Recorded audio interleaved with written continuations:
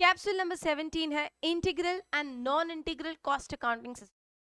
Friends, जो भी हम कैलकुलेट करते हैं उसे हमें रिकॉर्ड करना होता है and that is called cost accounting system. अब cost accounting system is recording cost in books of accounts. उसके दो मेथड्स है, नॉन इंटीग्रल एंड इंटीग्रल। ये एग्जैक्टली है क्या?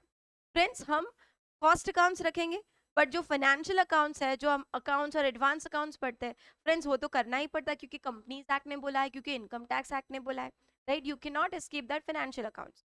तो जब भी हम कॉस्ट अकाउंट्स रखेंगे, हम कॉस्ट रिकॉर्ड्स तो रखेंगे ही, साथ में फाइनेंशियल अकाउंट्स भी होगा। और अगर ये दोनों चीज हम सेपरेट रखते हैं, when two separate set of books are maintained, can you see these two books, cost accounts और financial accounts, ये दो अलग अलग set of books रखे हैं, फ्रेंड्स इसे कहते हैं non integral. They are not combined, they are separate. Okay, so this is non integral cost accounting system. ये पूरे दोनों डिपार्टमेंट्स अलग होंगे, एक सिर्फ कॉस्ट अकाउंट्स मेंटेन करेगा और एक से फाइनेंशियल अकाउंट। फाइनेंशियल अकाउंट्स रखता है चार्टर्ड अकाउंटेंट। उसका ये ऑब्जेक्टिव होता है to know the financial position of the business as on a particular. But जो बंदा कॉस्ट रिकॉर्ड्स रखता है उसको फाइनेंशियल पोजीशन जानना।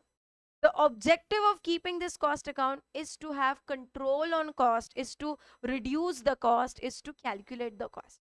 ठीक है, क्या ऑब्जेक्टिव है? कॉस्ट कैलकुलेट करना, कॉस्ट को कंट्रोल करना और कॉस्ट को रिड्यूस करना। ये ऑब्जेक्टिव है कॉस्ट अकाउंट। फाइनेंशियल अकाउंट्स का ऑब्जेक्टिव है फाइनेंशियल पोजीशन क्या है कंपनी का वो बताना। ठीक है, ऑडिट जो भी है वो फाइनेंशियल अकाउंट्स का ही होता है। ठीक है, तो ये नॉन इंटीग्रल।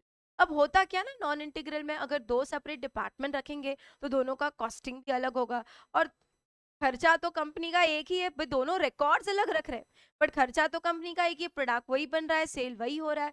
तो फ्रेंड्स, जो ट्रांजैक्शंस रिकॉर्ड हो रहे हैं उसमें डुप्लीकेशन ऑफ वर्क है, तो there is double the cost, duplication of work.